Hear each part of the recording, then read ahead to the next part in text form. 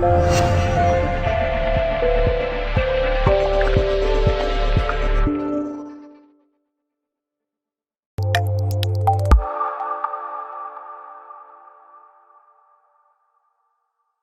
Jim, we're back here again. 8 games in, 8 wins. Fantastic. What a professional performance. Yeah, well, they pointed out that it was 5 straight wins in the league, and obviously on with the FA Trophy and other games.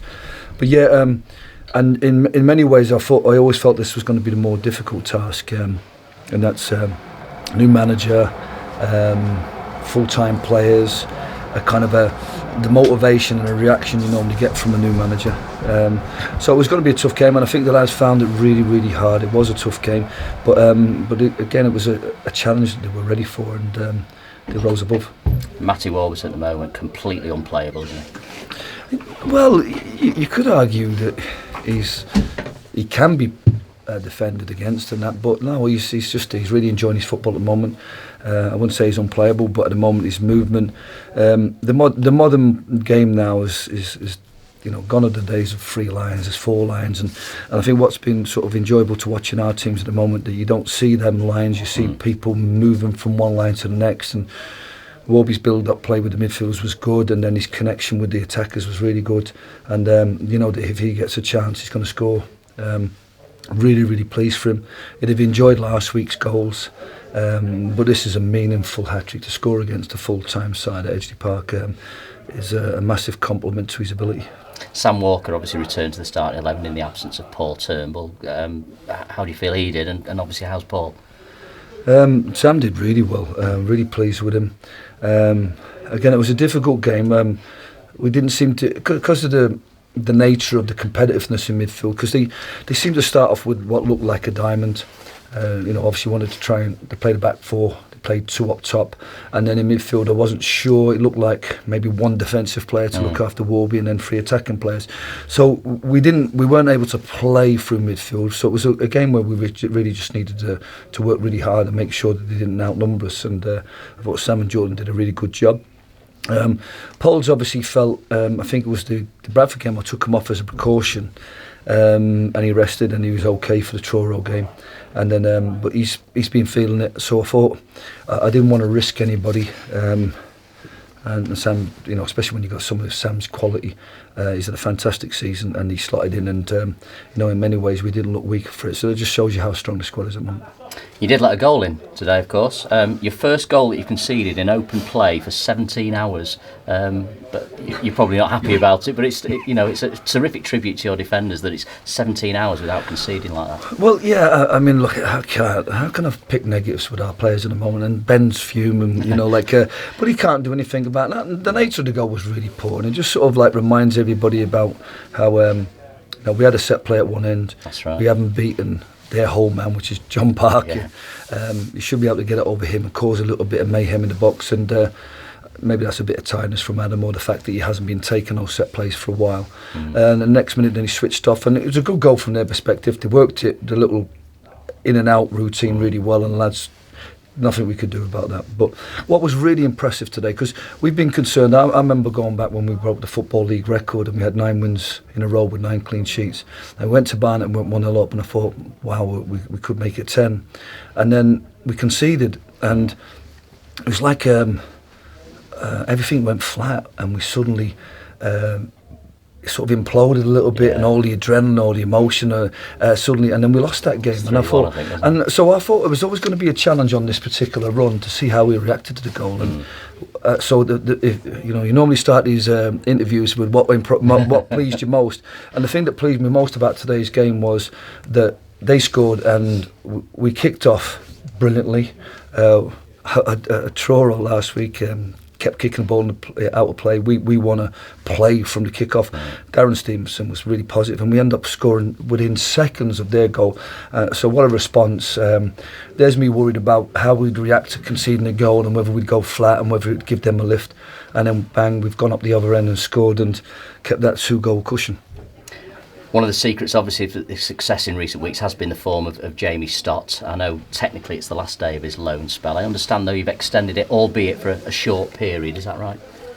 Yeah, I think Oldham McKean I think he's made great progress. Obviously, at the time he was allowed to go out on loan, he was obviously down the pecking order, low in confidence, probably not pushing hard for the first team.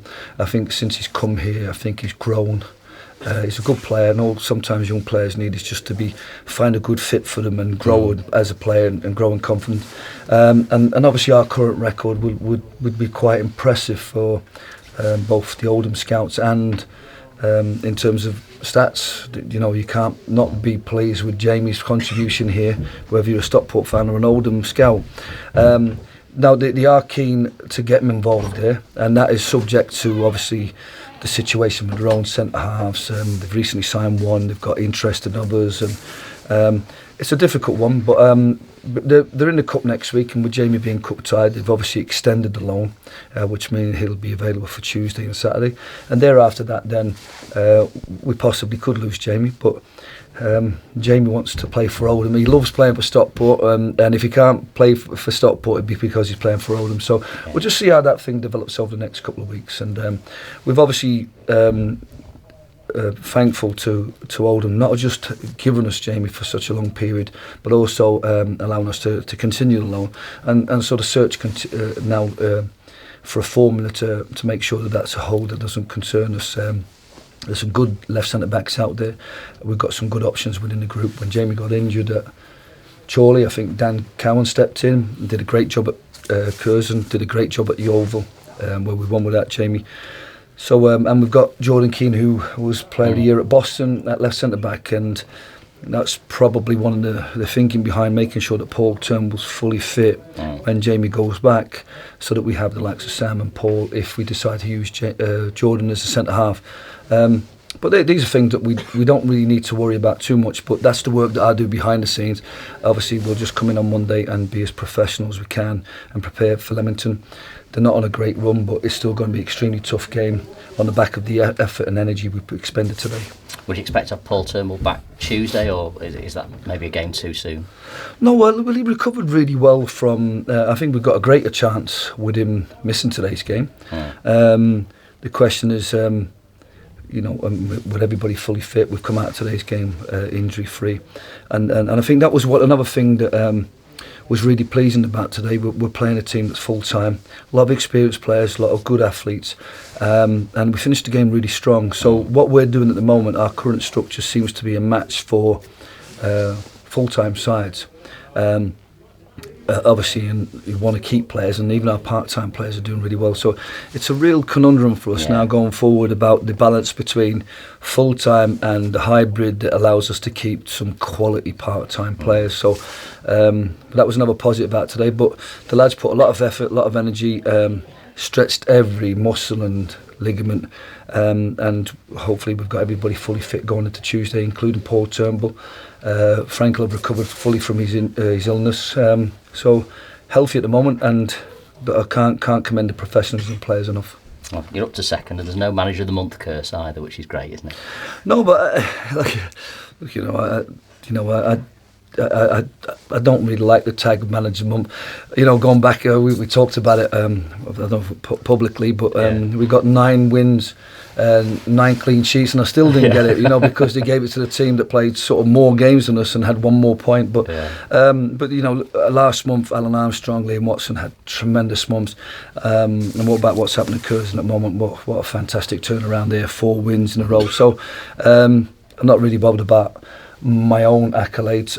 I just want the players to get every respect and every admiration for what they're doing. So I'm sure Matty Warburton's put himself in pole position for the player of the month, but all we're concerned about really is just taking one game at a time, and Leamington's a tough task come Tuesday, and it gives us a chance really to consolidate second position and put a little bit of psychological pressure on Chorley, and that's the aim over the next week.